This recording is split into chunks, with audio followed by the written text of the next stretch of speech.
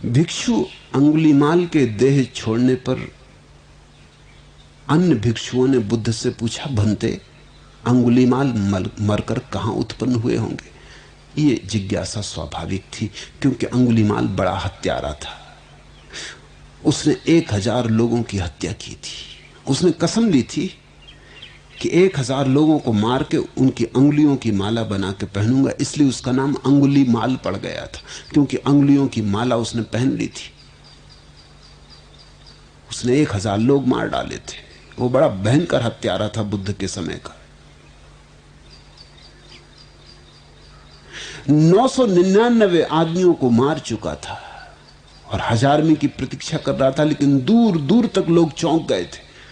तो जिस जंगल में छिप के अंगुलीमाल रहता था वहां कोई जाता नहीं था, जाए ही नहीं कोई। उसकी मां नहीं जाने को राजी थी, क्योंकि लोगों को डर था, लोग जानते थे वो मां तक को मार डालेगा। उसको तो 1000 का व्रत पूरा करना। बुद्ध उस रास्ते से गुजरते थे तो लोगों ने कहा, आप न जाएं बनते, वो आदमी खतरनाक है, वो सोचेगे नहीं आप कौन हो, उसको तो बिल्कुल अंधा है। उसने 999 आदमी मार डाले। राजा उससे कपते, सैनिक उससे डरते हैं, फौजें नहीं निकलती इस रास्ते से कि वो किसी को भी मार डाले। वो एकदम पागल है, उसे होश है ही नहीं, आप मत जाएं। लेकिन बुद्ध ने कहा, अगर मुझे पता ना होता तो शायद मैं ना भी जाता, लेकिन अब पता है मुझे, वो बेचारा एक की प्रतीक्षा करता होगा। 999 मार डाले ना, उसको 1000 आदमी चाहिए, उसकी प्रतिज्ञा का क्या होगा ये भी तो सोचो। तो मैं जाता हूं। तो बुद्ध गए, उनके साथी संगी भी पीछे छूट गए। ऐसे समय कौन साथ कौन संगी। जब बुद्ध गए तो अकेले ही रह गए। अंगुलीमाल फरसे पे धार रखने लगा देख के कि कोई आ रहा है, लेकिन वो भी बहुत चौंका, क्योंकि वर्षों से इस रास्ते पे कोई चलते ही नहीं। ये कौन ना समझ, उसको भी दया आने लगी, ये कौन ना समझ मरने आ रहा है। उसने गौर से देखा, गैरिक वस्त्र। अरे उसने सोचा कोई सन्यासी गया बेचारा काम से, इसको कुछ पता नहीं, गांव के लोगों ने भी बताया नहीं, मालूम होता। ऐसा सोचने लगा, फरसे पे धार रखी। जैसे जैसे बुद्ध करीब आने लगे वैसे वैसे उसका भाव बदलने लगा, उसे दया आने लगी। उसने अपने मन में सोचा, अंगुलीमाल तुझे हो क्या रहा है? ऐसी दया तुझे कभी नहीं आई। तेरी मां भी आती तो भी तू काटने को तत्पर था। ये तो कौन है, अपनी क्या जान क्या पहचान। लेकिन कुछ होने लगा, बुद्ध की मौजूदगी कुछ करने लगी। वो तरंगें बुद्ध की, वो शांति बुद्ध की, वो हवा बुद्ध की, वो सुगंध बुद्ध की कुछ करने लगी। जब वो थोड़ी दूर रह गए तो अंगुलीमाल चिल्लाया। उसने कहा कि रुक जाओ वहीं, अगर आगे बढ़े तो खतरा है। ये फरसा देखते हो, ये अंगुलियां देखते हो, मैं अंगुलीमाल हूं, मेरा नाम सुना। गर्दन काट के अंगुलियों की माला बना लूंगा और मेरा व्रत पूरा करना है मुझे। और कई सालों बाद तुम दिखाई पड़े हो, कोई और आता भी नहीं, मगर तुम्हें मैं एक मौका देता हूं। न मालूम कैसे कमजोरी का क्षण है मेरा कि मैं तुम्हें एक मौका देता हूं, भाग जाओ, लेकिन और करीब मत आओ। मैं आदमी बुरा हूं, जरा भी आगे मत चलो। बुद्ध ने कहा, पागल, मेरा चलना तो कई वर्ष हुए तब बंद हो चुका। जिस दिन मन गया उस दिन सब चलन भी गया, सब चलना भी गया। अब कहां चलना, मैं तो ठहरा हुआ हूं। मैं तुझसे कहता हूं तू चलना बंद कर। अंगुलीमाल ने कहा, मैं सोच ही रहा था कि आदमी पागल होना चाहिए। तुम पागल हो, चल तुम रहे हो, चलते हुए को कहते हो कि चलता नहीं, और मैं बैठा हुआ फरसे पे धार रख रहा हूं और मुझको तुम कहते हो कि चलते हो। तुम्हारा दिमाग खराब है। अब मैं समझा कि तुम कैसे चले आ रहे हो। बुद्ध ने कहा, ठीक है, मगर मैं तुझसे फिर कहता हूं, सोच ले। मैं रुका हुआ हूं, तू चल रहा है। तेरा मन अभी बहुत दौड़ता है, यहां वहां दौड़ता है, इसलिए मैं कहता हूं तू चलता है। खैर बुद्ध पास आ गए। अंगुलीमाल ने कहा, अगर तुम जिद्दी हो तो मैं भी जिद्दी हूं। मुझे शक होता है कि हो ना हो तुम गौतम बुद्ध हो जिनकी मैंने खबरें सुनी, क्योंकि जिन लोगों को मैंने मारा उनमें से कई ने मुझे कहा कि ऐसा लगता है सिवाय गौतम बुद्ध के तुझे कोई भी बदल ना सकेगा। हो ना हो तुम वही हो।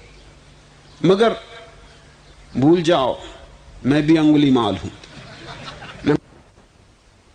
तू अपनी तैयारी कर ले, फरसे पे धार रख ले, मैं बैठा हूं।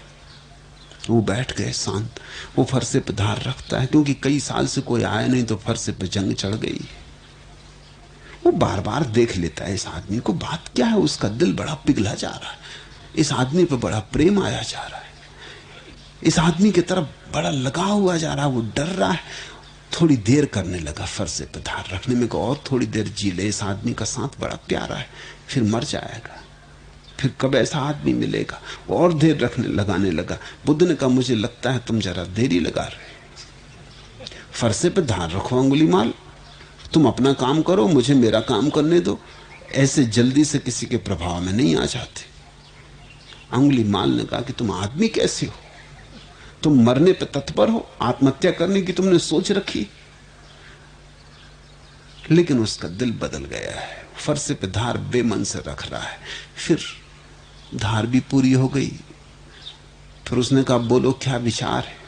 बुद्ध से पूछता, आप क्या विचार है। बुद्ध ने कहा, विचार की संभावना का विचार तो मैं छोड़ ही चुका अंगुलीमाल, और तू जिसे मारेगा वो मैं नहीं, और जो मैं हूं उसे कोई भी मार नहीं सकता। कौन फरसा मुझे छेद सकेगा। अंगुलीमाल ने आंख में आंख डालकर देखा, इस आदमी को मारना असंभव है। लेकिन फिर भी जिद, पुरानी आदत, वो अपना फरसा लेके खड़ा हो गया। उसने कहा कि ठीक है, दो आदमियों की जिद अटकी, तुम बुद्ध हो, मैं अंगुलीमाल हूं, इतनी जल्दी हार नहीं जाऊंगा। मगर ये क्यों मेरा दिल कमजोर हुआ जाता है, क्यों मेरी छाती बैठी जाती, मैं तुमसे पूछता हूं। बुद्ध ने कहा, इसका कारण है, मारने में कुछ कला है ही नहीं अंगुलीमाल, ये तो बच्चे कर सकते। तू देखे सामने वृक्ष है, इसकी शाखा काट के मुझे दे दे। तो उसने फरसे से शाखा काट दी। बुद्ध ने कहा, अभी से तू वापस जोड़ दे। उसने कहा, ये कैसे हो सकता है। तो बुद्ध ने कहा, काटना मारना तो बहुत आसान है, जोड़ के कोई आदमी महान बनता है, काट के कोई महान बनता है। अब तू मेरी गर्दन काट दे, बात खत्म हो गई। मगर याद रख, जिन गर्दनों को जोड़ नहीं सकता उन्हें काटने का तुझे हक नहीं। और जोड़ तो कुछ बात हुई तो दुनिया तुझे याद रखेगी। फरसा उसने फेंक दिया, वो बुद्ध के चरणों में गिर गया। वो अंगुलीमाल बुद्ध का भिक्षु हो गया। उसका भय ऐसा था कि जब खबर फैल गई कि बुद्ध तो मारे नहीं गए, उल्टा अंगुलीमाल मारा गया, तो खुद सम्राट अजातशत्रु उसे देखने आया, क्योंकि अजातशत्रु के तक प्राण कपते थे। वो आया और उसने कहा कि बनते, मैंने सुना है अंगुलीमाल भिक्षु हो गया, विश्वास नहीं आता। अगर ये हो सकता है तो सब कुछ हो सकता है। ये मुझे विश्वास नहीं आता, मैं मान ही नहीं सकता, इसमें कुछ अफवाह में झूठी बात है। बुद्ध ने कहा, आप माने या न माने, ये पास जो भिक्षु बैठा कौन है। वो बुद्ध के पास ही बैठा पंखा कर रहा था। ये सोच के ही कि ये अंगुलीमाल है, अजातशत्रु ने अपनी तलवार निकाल ली। उसने कहा, ये खतरनाक आदमी है, कोई धोखाधड़ी की हो, बैठा हो बन के भिक्षु और एकदम हमला कर दे। बुद्ध ने कहा, तू तलवार भीतर रख, तलवार की कोई जरूरत नहीं अजातशत्रु। ये अंगुलीमाल वो अंगुलीमाल नहीं, ये और ही हो गया। जब अंगुलीमाल गांव में भिक्षा मांगने गया, जैसा भिक्षु को जाना पड़ता था, तो गांव के लोगों ने दरवाजे बंद कर लिए, दुकानें बंद हो गई, लोग अपनी छतों पर चढ़ गए और लोगों ने पत्थर इकट्ठे कर लिए। और कहते हैं जब अंगुलीमाल बीच सड़क पर था तो लोगों ने उसे पत्थर मारे, कायर कमजोर लोग। और अंगुलीमाल बीच में खड़ा रहा, उसके सिर पे पत्थर गिरते रहे और लहू बहता रहा।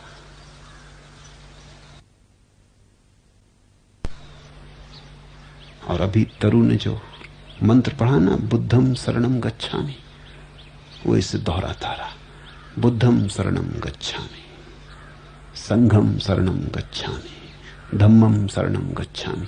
ऐसा कहते कहते ही वो गिर गया। बुद्ध को खबर मिली, वो आए। आखिरी घड़ी थी, बुद्ध ने उससे कहा, अंगुलीमाल तेरा क्या भाव है? उसने कहा, आप और पूछते हैं, ठहरे हुए का क्या भाव, रुके हुए का क्या भाव? तेरे मन को कुछ हुआ अंगुलीमाल? अंगुलीमाल ने कहा, नहीं, कुछ भी नहीं हुआ, देखता रहा, साक्षी था। तो अंगुलीमाल ने कहा, होता भी क्या, मैं देखने वाला हूं, दृष्टा हूं, यही तो आपने समझाया। बुद्ध उससे बोले, अंगुलीमाल तू ब्राह्मण होके मर रहा है, तू ब्रह्म ज्ञान को उपलब्ध होके मर रहा है, तू अरहत को उपलब्ध हो गया, तू अरिहंत हो गया। ऐसा जब अंगुलीमाल मर गया तो और भिक्षुओं ने पूछा बुद्ध को, भंते अंगुलीमाल मरकर कहां उत्पन्न हुए? बुद्ध ने कहा, भिक्षुओं, मेरा वह पुत्र परिनिवृत्त हो गया, परिनिर्वाण को उपलब्ध हो गया है, अब उसका जन्म नहीं होगा, वो जन्म मरण के पार हो गया है, अब वो वापस नहीं लौटेगा।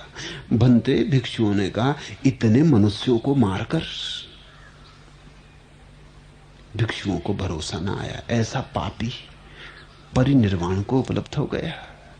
हां भिक्षुओं, बुद्ध ने कहा, सोए सोए उसने बहुत पाप किए, लेकिन जागकर पुण्यों से उसने उन्हें काट डाला, ऐसे वह शून्य भाव में डूबकर निर्वाण को उपलब्ध हो गया है। लेकिन भिक्षुओं ने फिर पूछा, भगवान उसे तो ज्यादा समय भिक्षु हुए भी नहीं हुआ, उसने पुण्य किए कहां? बुद्ध ने कहा, कभी कभी एक पुण्य का छोटा सा कृत्य भी अगर समग्रता से किया जाए तो सारे पापों को काट डालता है।